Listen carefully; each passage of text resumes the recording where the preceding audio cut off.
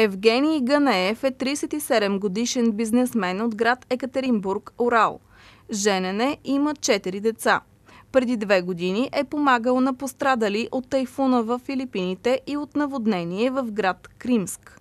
През 2014 година пътува 6 пъти до югоизточна Украйна. С личния си автомобил и с нает в Ростов-на-Дон автобус прекарва над 3000 бежанци от Украйна за Русия.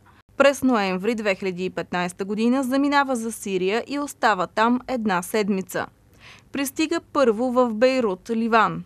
Пътува до долината Бекаа, близо до град Захае, където има лагер с сирийски бежанци, живеещи в изключително лоши условия. На 2 пъти им откарва хуманитарна помощ, храна и посуда, топли дрехи.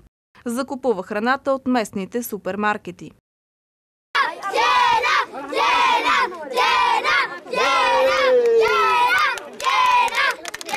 В Сирия търси местата с най-големи разрушения и най-лошо състояние на населението.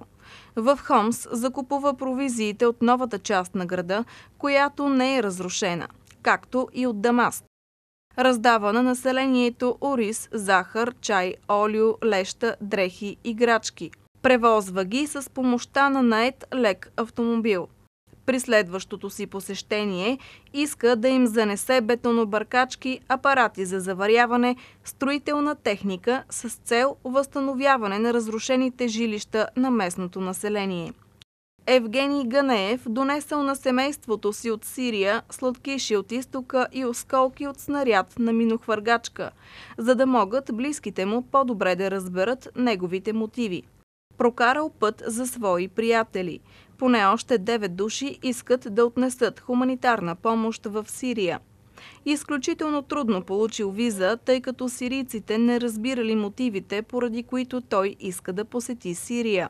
Затова в Дамаск посетил Министерството на външните работи, за да обясни и да проправи път за следващите доброволци от Русия.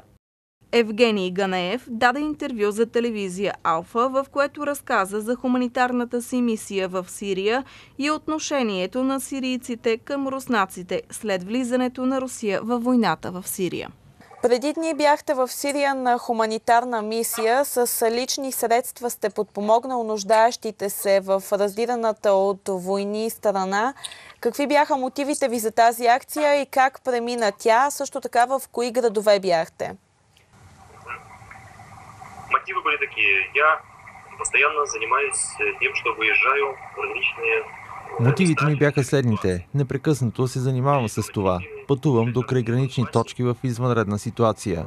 Бях в Филипините, бил съм в Донбас, навсякъде по света, където се случва нещо страшно, се опитвам да пристигна там с помощ. В кои градове бях? Основно бях в град Хомс и за малко в долината Бекаа в бежанския лагер. Как мина? Мина сложно, но накрая всичко се получи. Имаше изключително много препятствия по пътя, които трябваше да се преодоляват, тъй като там, за разлика от всички други предишни мои хуманитарни операции, трябваше да съгласувам действията си с военните, участие с разузнаването, за да знам къде е съвсем опасна ситуацията в този ден и в този час, с кого да пътувам, като си има предвид кой разбира английски език.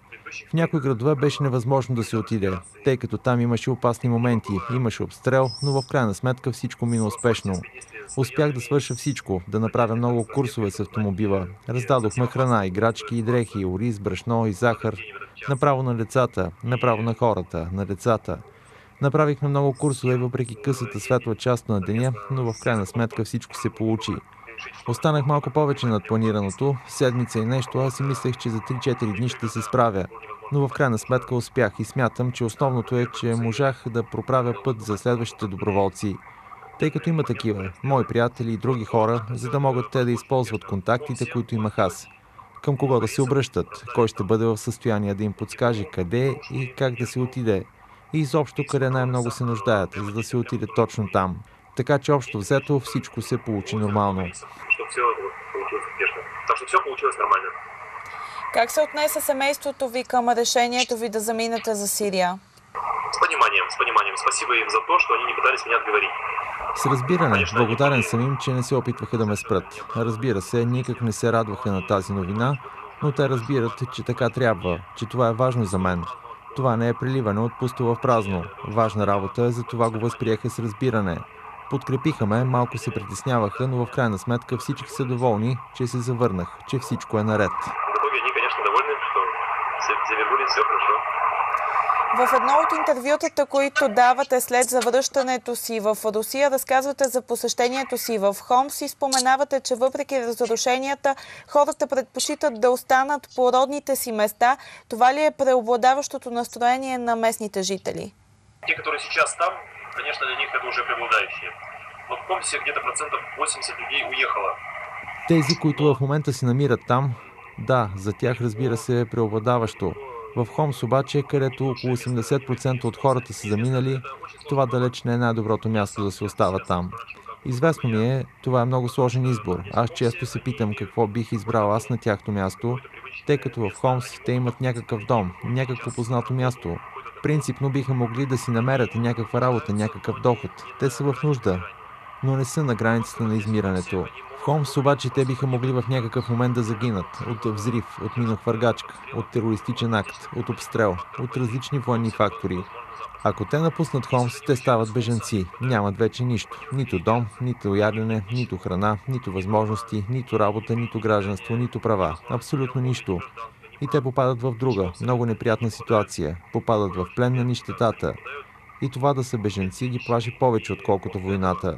Затова е сложен изборът и аз вероятно на тяхно място по-скоро бих останал в Хомс. Тук може човек да живее един, макар и кратък, но нормален живот, а за бежанците е невъзможно да живеят такъв. Можно вести, по крайней мере, пусть и короткую, но нормальную жизнь. В лагере беженцев невозможно вести жизнь в принципе. Как гледате на мигрантската криза при положение, че има възможност за вътрешно разселване, например в окръг Дамаск, на хората останали без дом? Да, так и должно было быть, по идее. Да, така би трябвало да бъде. Аз не разбирам съвсем добре защо не са го сторили, тъй като в Сирия има твърде много безопасни места. Не само в Дамаск, но и други места в Сирия. Да го кажем така, половината Сирия е обхваната от война, а другата половина е относително безопасно място. И там си струва бежанците да се задържат, вместо да пресичат границата и да ходят в други държави. Кой какви възможности има, ние не знаем и не знаем какви обстоятелства са ги накарали да постъпят така. Известно е, че по-голямата част от мигрантите, нахлуващи в Европа, не са от Сирия. Виждате ли някакъв сценарий в този процес и ако да, чи е той? Навярно не разбирам въпроса, тъй като този въпрос по-скоро не трябва да се задава на мен. Аз през цялото си пътуване из Сирия нито веднъж не съм се сблъсквал с тази ситуация, някой да отива в Европа. Аз такива хора не съм виждал. Не съм виждал хора, които да имат такава възможност. Това струва сериозни пари. Не съм се сблъсквал с такава ситуация. Не съм виждал нито един беженец, който да се прехвърля в Европа. Виждал съм беженци, които просто се прехвърлят през границата и веднага остават на съответното място, например на територията на Ливан. С различна ситуация и информация абсолютно по никакъв начин не съм се сблъсквал. Нищо не мога да кажа за това.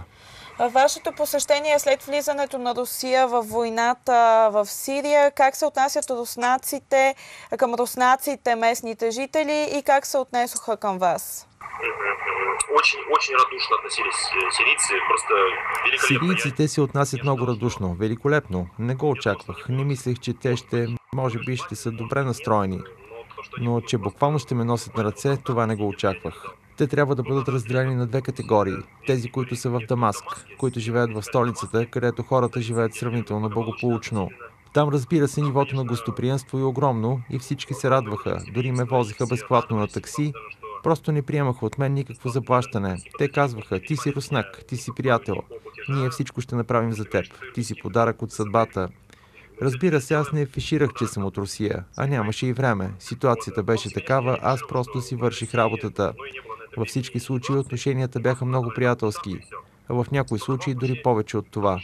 Те се надяват на нас. Тоест, след като Русия се включи, на тях им стана доста по-леко на душата. Много неща разбраха и те казват: най-накрая това ще свърши, най-накрая ще победим в тази война, която от 4 години ни мъчи.